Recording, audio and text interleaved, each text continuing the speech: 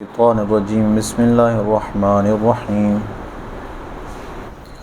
اتبع ما أوحي إليك من ربك لا إله إلا هو وأعرض عن المشركين ولو شاء الله ما أشركوا وما جعلناك عليهم حفيظا وما أنت عليهم بوكيل ولا تسبوا الذين يدعون من دون الله فيسبوا الله عدوا بغير علم كذلك زينا لكل أمة عملهم ثم إلى ربهم مرجعهم فينبئهم بما كانوا يعملون وأقسموا بالله جهد أيمانهم لئن جاءتهم آية ليؤمنن بها قل إنما الآيات عند الله وما يشعركم أنها إذا جاءت لا يؤمنون ونقلب أفئدتهم وأبصارهم كما لم يؤمنوا به أول مرة ونذرهم في طغيانهم يعمهون صدق الله مولانا العظيم الصلاة والسلام عليك يا سيدي يا رسول الله وعلى آلك وأصحابك يا سيدي يا حبيب الله الصلاة والسلام عليك يا سيدي يا نبي الله وعلى آلك وأصحابك يا سيدي يا نور الله اتبع ما اوحی الیک من ربک، اس پر چلو جو تمہارے رب کی طرف سے تمہیں وحی ہوتی ہے، لا الہ الا ہو، اس کے سوا کوئی معبود نہیں، واعرض عن المشرکین، اور مشرکوں سے منہ پھیر لو، ولو شاء اللہ ما اشرکوا، اور اللہ چاہتا تو وہ شرک نہ کرتے، وما جعلناک علیہم حفیظا، اور ہم نے تمہیں ان پر نگہبان نہیں بنایا، وما انت علیہم بوکیل، اور نہ تم ان پر حاکم اعلیٰ ہو۔ یہاں حضور علی وقار صلی اللہ تعالی علیہ وسلم کو اللہ عز و جل نے یہ حکم ارشاد فرمایا کہ آپ اپنا کام کرتے رہیں، جو ذمہ داری اللہ نے آپ کے ذمہ لگائی ہے لوگوں تک دین کی بات پہنچانے کی،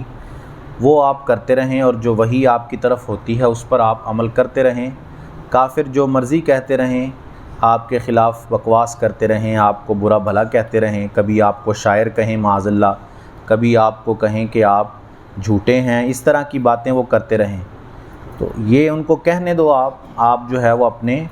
کام پر توجہ رکھیں جو اللہ عز و جل نے آپ کے ذمہ لگایا ہے، اور وہ یہ ہے کہ دین کی تبلیغ کو آگے پہنچاتے رہنا۔ وَلَا تَسُبُّوا الَّذِينَ يَدْعُونَ مِن دُونِ اللَّهِ، اور انہیں گالی نہ دو جن کو وہ اللہ کے سوا پوجتے ہیں، فَيَسُبُّ اللَّهَ عَدْوًا بِغَيْرِ علم، کہ وہ اللہ کی شان میں بے ادبی کریں گے زیادتی اور جہالت کی وجہ سے۔ كَذَلِكَ زَيَّنَّا لِكُلِّ أُمَّةٍ عَمَلَهُمْ، یوں ہی ہم نے ہر امت کی نگاہ میں اس کے عمل اچھے کر دکھائے، ثُمَّ إِلَىٰ رَبِّهِمْ مَرْجِعُهُمْ، پھر انہیں اپنے رب کی طرف لوٹنا ہے، فَيُنَبِّئُهُمْ بِمَا كَانُوا يَعْمَلُونَ، اور وہ انہیں بتا دے گا جو وہ عمل کیا کرتے تھے۔ حضرت قتادہ سے روایت ہے کہ وہ کہتے ہیں کہ مسلمان جو ہے وہ کافروں کو سمجھانے کے لیے اور ان کے سامنے ان کے بتوں کی جو ہے وہ بے بسی کو ظاہر کرنے کے لیے ان کے بتوں کو برا بھلا کہا کرتے تھے، اور اب ان کافروں نے اس بات سے نصیحت حاصل کرنے کی بجائے معاذ اللہ کی شان میں گستاخی کرنا شروع کر دی، اللہ کی شان میں کوئی برے جملے بولنا شروع کر دیے، تو اس پر یہ آیہ مبارکہ نازل ہوئی اور مسلمانوں سے کہا کہ اگرچہ بتوں کو برا بھلا کہنا یہ ایک اچھا کام اور ثواب کا کام ہے، لیکن چونکہ وہ اللہ عز و جل کی شان میں جو ہے وہ زبان درازی کرتے ہیں، اس لیے مسلمانوں کو روک دیا گیا کہ تم جو ہے وہ ان بتوں کو برا بھلا نہ کہو۔ البتہ بعض روایات میں ہے کہ یہ جو حکم تھا اللہ عز و جل کی طرف سے یہ شروع زمانہ کے اندر تھا، جب اسلام ابھی شروع ہوا تھا، جب اللہ عز و جل نے مسلمانوں اور اسلام کو قوت عطا فرمائی تو یہ حکم جو ہے وہ منسوخ ہو گیا، اور اب جو ہے وہ برا بھلا کہنا بتوں کو یہ جائز ہے۔ اور خود قرآن پاک میں بھی اللہ عز و جل نے کئی جگہ جو ہے وہ بتوں کی اور ان کے پوجنے والوں کی جو ہے وہ برائیوں کو بیان کیا ہے۔ اب یہ آیت چند چیزیں واضح کر دیتی ہے۔ ایک تو یہ چیز کہ جس کے بارے میں بندے کو یہ پکی جو ہے وہ بات معلوم ہو، پکا یقین ہو کہ اس کو میں اگر نصیحت کروں گا تو یہ میری نصیحت نہیں مانے گا اور مجھ سے آگے سے جھگڑنا شروع کر دے گا، تو اب اس کو نصیحت کرنا بندے پر لازم نہیں ہے، بلکہ اس کے لیے ضروری ہے کہ یہ اس کو نصیحت نہ کرے، باز آ جائے۔ بعض لوگ ہوتے ہیں کہ ان کو جو ہے جب نیا نیا علم آتا ہے نا تو ان کو کوشش ہوتی ہے کہ ہر بندے کو وہ پہنچا دیں، ہر بندے کو سکھا دیں۔ کسی کو دیکھیں گے بری بات کرتے ہوئے یا کوئی شریعت کے خلاف معاملہ کرتے ہوئے تو اس کو بتانا شروع کر دیں گے۔ حالانکہ ایسا کرنا اس وقت ہے، اس وقت لازم ہے، جیسے کسی کو شریعت کے خلاف عمل کرتا دیکھا تو جب اس کے بارے میں یقین ہے کہ وہ بات سن لے گا، مان لے گا اور ہماری بات پر جو ہے وہ جھگڑا نہیں شروع کر دے گا، تب تو ٹھیک ہے کہ اس کو نصیحت کر دینا اور اس کو شریعت کا مسئلہ بتا دینا کہ بھئی یہ جو تم کر رہے ہو یہ شریعت کے خلاف ہے، مسئلہ اصل اس طرح ہے، تو ٹھیک ہے۔ لیکن اگر کسی کے بارے میں یہ یقین ہے کہ وہ بندہ نصیحت نہیں مانے گا بلکہ آگے سے جھگڑنا شروع کر دے گا، ہمارے آج کل لوگوں کی حالت بھی ایسی ہے، کسی کو آپ شریعت کا مسئلہ بتانے لگ جائیں تو وہ آگے سے اس کو سننے کی بجائے، ماننے کی بجائے وہ کہے گا یہ کہاں لکھا ہوا ہے، قرآن کی کوئی آیت پڑھ کے سناؤ میرے سامنے، کوئی حدیث پڑھ کے سناؤ۔ اس کو آپ مسئلہ بتائیں شریعت کا، وہ آگے سے اس طرح کے سوالات اور جھگڑنے کی طرف آ جائے گا، کدھر لکھا ہوا ہے، حدیث کہاں ہے، کوئی قرآن کی آیت لے کے آؤ۔ تو ایسے بندے کو نصیحت بالکل نہ کی جائے۔ یہ آیت واضح کر دیتی ہے کہ مسلمانوں کو اللہ نے منع کر دیا کہ جب وہ باز نہیں آ رہے بلکہ اس سے بڑھ کر معاذ اللہ اللہ کی شان میں گستاخی کر رہے ہیں تو تم جو ہے وہ ان کے بتوں کو برا بلا کہنے سے باز آ جاؤ اور ان کے بتوں کو برا بلا نہ کہو۔ اور ایسا ہی یہاں مسئلہ ہے کہ اگر بندہ نہیں مان رہا تو اس کو چھوڑ دیں۔ بعض اوقات ضد میں آ کر بھی جو ہے وہ لوگ مسئلے کی طرف نہیں آتے۔ اب یہاں کافروں کی حالت دیکھیں، وہ اللہ کو مانتے تھے، ہاں اس کے ساتھ شریک ٹھہراتے تھے بتوں، اللہ کو مانتے تھے کہ اللہ کی ذات ہے اور وہ معبود ہے، لیکن بتوں کو شریک مانتے تھے کہ اللہ کے یہ شریک ہیں اور یہ ہمارے سفارشی بنیں گے کل بروز قیامت اللہ کی بارگاہ میں۔ لیکن ضد میں آ گئے، چونکہ ضد میں آ کر انہوں نے معاذ اللہ عز و جل کے بارے میں گستاخی کرنا شروع کیا، حالانکہ مانتے تھے اللہ کو، جو ضد میں آ کر انہوں نے یہ معاملہ کرنا شروع کر دیا۔ اور ایسے ہی ہمارے ہاں بھی مسئلہ ہے کہ ضد میں اگر جب کوئی آ جاتا ہے نا تو اس کو آپ چاہے ہزار دلیلیں دے لیں شریعت کی، ہزار باتیں بتا لیں شریعت کی، وہ کسی بات کی طرف بھی نہیں آئے گا۔ تو جس کے بارے میں پتہ ہے کہ وہ مان لے گا تو اس کو نصیحت کریں، جس کے بارے میں پتہ ہے کہ فساد برپا کرے گا یا کوئی بات جو ہے وہ مانے گا نہیں تو اس کو نصیحت کرنے کی ضرورت اور حاجت نہیں رہتی اور نہ ہی بندے کی ذمہ داری ہے۔ وَأَقْسَمُوا بِاللَّهِ جَهْدَ أَيْمَانِهِمْ، اور انہوں نے اللہ کی قسم کھائی اپنے حلف میں پوری کوشش کرنے سے۔ کیا قسم کھائی؟ لَإِن جَاءَتْهُمْ آیَةٌ لَيُؤْمِنُنَّ بِهَا، اگر ان کے پاس کوئی نشانی آئی تو ضرور اس پر ایمان لائیں گے۔ قُلْ إِنَّمَا الْآيَاتُ عِندَ اللَّهِ، تم فرما دو کہ نشانیاں تو اللہ کے پاس ہیں۔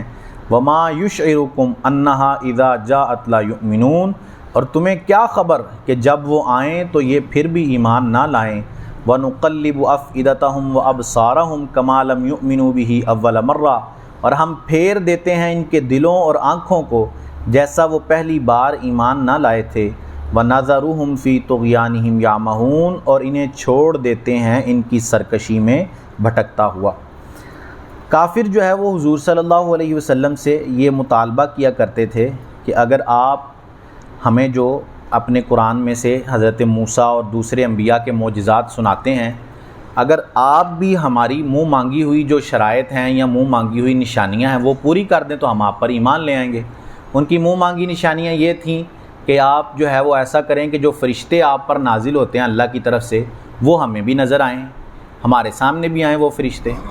یا پھر اللہ ہی ہمارے سامنے آ جائے جس کا آپ دعویٰ کرتے ہیں، یا جو ہے وہ آپ ہم پر عذاب نازل کر دیں، اس طرح کی نشانیاں۔ تو حضور نے کہا اگر میں ان میں سے کوئی ایک دکھا دوں تو مان لو گے؟ انہوں نے قسم اٹھائی کہ ہاں واقعی اگر آپ ہماری منہ مانگی نشانی دکھا دیں تو ہم ضرور یقین کر لیں گے، مان لیں گے۔ تو حضور نے دعا کا ارادہ کیا تو سیدنا جبرائیل امین علیہ السلام حاضر ہوئے اور عرض کی کہ آپ جو دعا کریں گے وہ قبول تو ہوگی، لیکن اگر آپ کی دعا پر اللہ نے نشانی ظاہر کر دی اور یہ پھر بھی ایمان نہ لائے تو ابھی فوراً ان پر عذاب نازل کر دیا جائے گا۔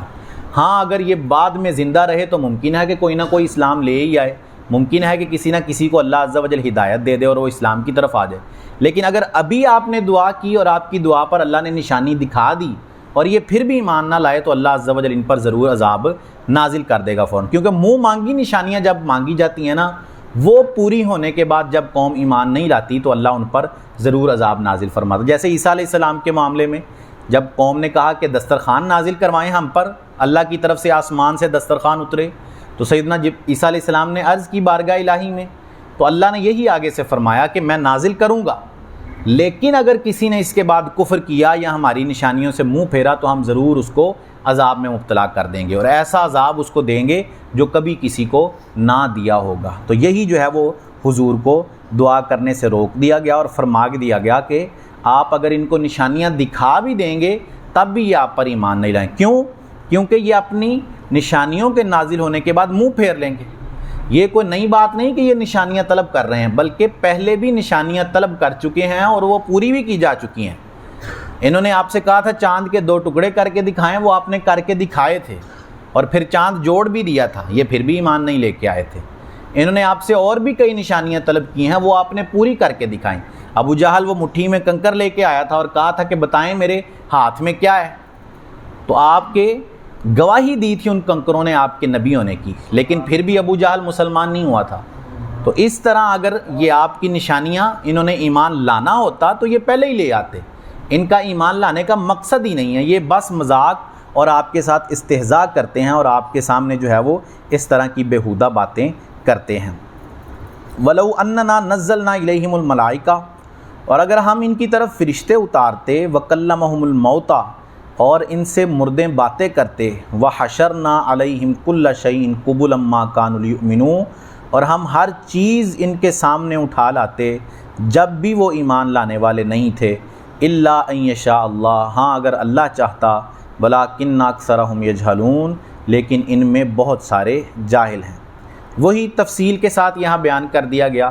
کہ یہ جو نشانیاں طلب کرتے ہیں کہ مردے ہم سے باتیں کریں اور ہم پر فرشتے نازل ہو جائیں، تو اللہ فرماتا ہے اگر ہم مردوں کو زندہ کر کے ان کے سامنے کر دیں، یا جو ہے فرشتے ان کے سامنے اصلی حالت کے اندر آ جائیں، یا ہر چیز دنیا کی کائنات آپ کی نبوت کی گواہی دے دے آ کر، تب بھی یہ ایمان نہیں لائیں گے۔ ہاں اگر اللہ کی مشیت میں ہوتا، ان کی قسمت میں لکھا ہوتا ایمان لانا، تو یہ ضرور ایمان لے آتے، لیکن ان میں اکثر جاہل ہیں۔ اب اس میں جو ہے وہ یہ فرمایا اللہ نے کہ یہ ایمان نہیں لانے والے تھے مگر اللہ چاہتا۔ اس سے ایک بات یہ واضح ہوتی ہے کہ انسان جو ہے وہ مجبور نہیں ہے۔ تقدیر کے بارے میں جو ہمارا عقیدہ ہے وہ یہ ہے کہ جو کچھ انسان کرنے والا تھا اللہ نے اپنے علم ازلی سے پہلے ہی جان کر وہ لکھا ہے۔ جو ہماری قسمت میں لکھا ہے، مطلب جیسے نیکی کرنا یا بدی کرنا،